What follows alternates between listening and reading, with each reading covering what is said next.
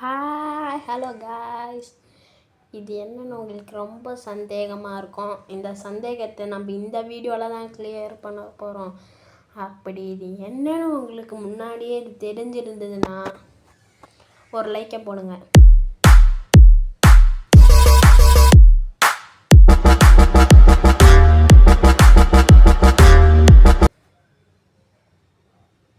Okay, இப்போ இது என்னதுன்னு பார்த்துடலாமா?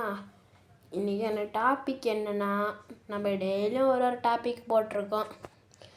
சரி, இன்றைக்கோட டாப்பிக்கை பார்ப்போம். என்ன டாபிக்னா பார்த்தீங்கன்னா கரன்சிஸ். இது என்ன கரன்சின்னு நீங்கள் கெஸ் பண்ணியிருந்தீங்கன்னா கமெண்ட்டில் ரெட் ஹார்ட்டை போட்டு விடுங்க காய்ஸ். ஓகே, என்ன கரன்சி? வெளில வர மாட்டேன். வந்துடுச்சு. மொத்தமாக நான் இந்த மாதிரி 3 கரன்சிஸ் வச்சுருக்கேன். இது ஸ்ரீலங்காவோட கரன்சி. அது 50, அது 10. பார்த்தீங்களா 50 தலையில் தெரியுதா? இருங்க பார்த்தீங்களா 50. இது வந்துட்டு அங்கேயும் 10 ருப்பீஸ்ன்னு தான் சொல்லுவாங்க. இது ஃப்ரண்ட்டு, இது பேக்கு. பார்த்தீங்கன்னா இது 50, இது ஃப்ரண்ட்டு, இது பேக்கு. இது 20 ருப்பீஸ் தான். இதே ஸ்ரீலங்கா அதுதான். இது பேக்கு, இது ஃப்ரண்ட்டு. நெக்ஸ்ட்டு என்ன கரன்சின்னு பார்க்கலாமா? இதை ஒரே ஒரு நிமிஷம் இருங்க. உள்ளே போக மாட்டேது. உள்ளே போயிடு. ஏதோ ஒன்று விடு. நெக்ஸ்ட்டு கரன்சிக்கு போவோம். இது கானா. எனக்கு சத்தியமாக இது என்ன கரன்சின்னு தெரியாது. நான் வச்சுக்கிட்டு இருக்கேன், அவ்வளோதான். பார்த்தீங்கன்னா இது ஃப்ரண்ட்டு, இது பேங்க். இதில் வந்துட்டு கெடிசான்னு சொல்லுவாங்களான்னு எனக்கு சத்தியமாக தெரியாது.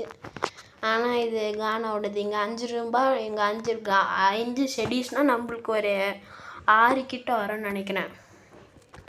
இந்த வீடியோவோட கடைசியில் உங்களுக்கு நீங்கள் பார்த்துருப்பீங்க, ஆனால் பார்க்கலன்னா அந்த நோட்டை உங்களுக்கு நான் காமிப்பேன். இப்போ நம்ம பார்க்க போகிறது இந்தோனேஷியன் ருப்பியே. பேர் கேட்கவே வித்தியாசமாக இருக்குல்ல. 10,000, 12,000 இந்தோனேஷியன் ருப்பியை வச்சுருக்கோம். இது 10,000 பார்த்தீங்கன்னா இந்தோனேஷியன் ருப்பியே. இது ஃப்ரண்ட்டு, இது பேக்கு. ஓகே, நெக்ஸ்ட்டு என்ன கரன்சி? நெக்ஸ்ட்டு அந்த 2000, இது ஃப்ரண்ட்டு. இதில் 20,000 ரூபாய் நோட்டு இருக்குல்ல, அதில் விநாயகர் போட்டிருக்கோன்னு சொல்லுவாங்க. எனக்கு ஒரே சந்தேகமாக இருக்குது. அதுதான். நெக்ஸ்ட்டு என்னதுன்னா மலேசியன். இது என்ன சொல்லுவாங்க? ரிங்கட்டுன்னு சொல்லுவாங்க. இந்த ரிங்கட் பார்த்தீங்கன்னா இதில் 11 ரிங்கட் வச்சுருக்கோம். ஓகே, இது வந்துட்டு 10 ரிங்கட்டு. அதுக்கப்புறம் இருக்கிறது 11 ரிங்கட்டு. 1 ரிங்கட், சாரி. இந்த 1 ரிங்கட்டோட ஃப்ரண்ட்டு பேக் சைடு இது தான். அடுத்து 10 ரிங்கட்டோட ஃப்ரண்ட்டு சைடு இது, பேக் சைடு இது. அப்படியே ஸ்ரீலங்கன் கரன்சியோட 20 ரூபாய் மாதிரியே இருக்குல்ல இது பார்க்குறதுக்கு. அது மாதிரியே இருந்ததுன்னா கமெண்ட்டில் பிளாக் கலர் ஹார்ட் போடுங்க காய்ஸ். நெக்ஸ்ட்டு என்ன கரன்சிஸ்? Next Singapore. ஒரு ஓல்டு நோட்டு வச்சுருக்கேன், ஒரு நியூ நோட்டு வச்சுருக்கேன். இது வந்துட்டு ஓல்டு நோட்டு. நியூ நோட்டில் என்னால் நம்பவே முடியல. நான் பார்க்குறப்ப ஃபஸ்ட்டு இது பொம்மை நோட்டுன்னு நினச்சிக்கிட்டேன். நியூவில் இப்போ ஓல்டு. நல்லா அழுக்காக இருக்குது பாருங்கள்.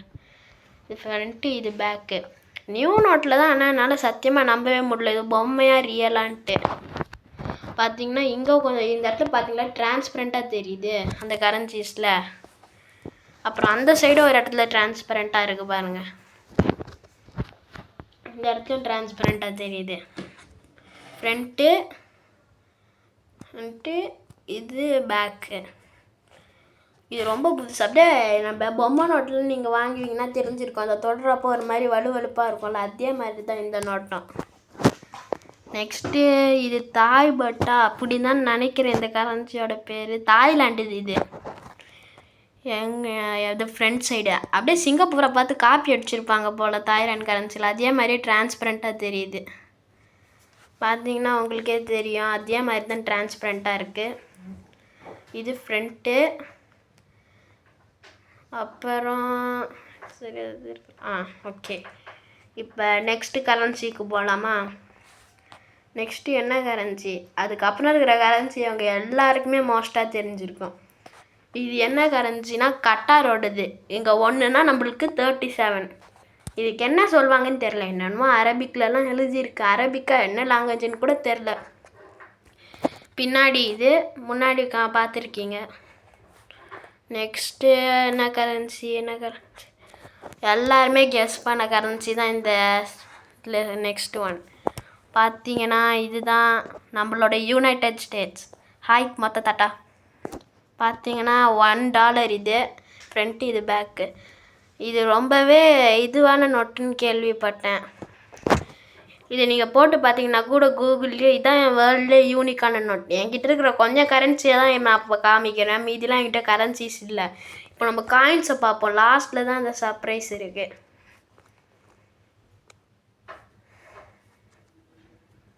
பார்த்தீங்கன்னா இதுதான் அந்த காயின்ஸ். ஃபஸ்ட்டு உங்களுக்கு நான் யூரோ காமிக்கிறேன், இல்லைன்னா தாய்பட். இது €1. இந்த மாதிரி 2 காயின் வச்சுருக்கேன். இங்கே €1 நம்மளுக்கு 93 ரூபீஸாக என்னமோ வரும். ஓகே பார்க்கலாமா? இது மாதிரி 2 வச்சுருக்கேன். Next Thai baht coins. இதுக்கு முன்னாடி கரன்சி காமிச்சேன் இல்லையா, அந்த மாதிரி காமிச்சு. இது 1 தாய்பட்டு.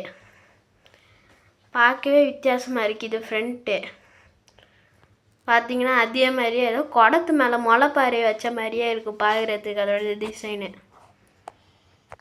சரியா தெரியலையா அவங்களுக்கு? சரி நெக்ஸ்ட்டு ₹5 உங்களுக்கு வெயிட் பண்ணுங்கள், காமிக்கிறேன்.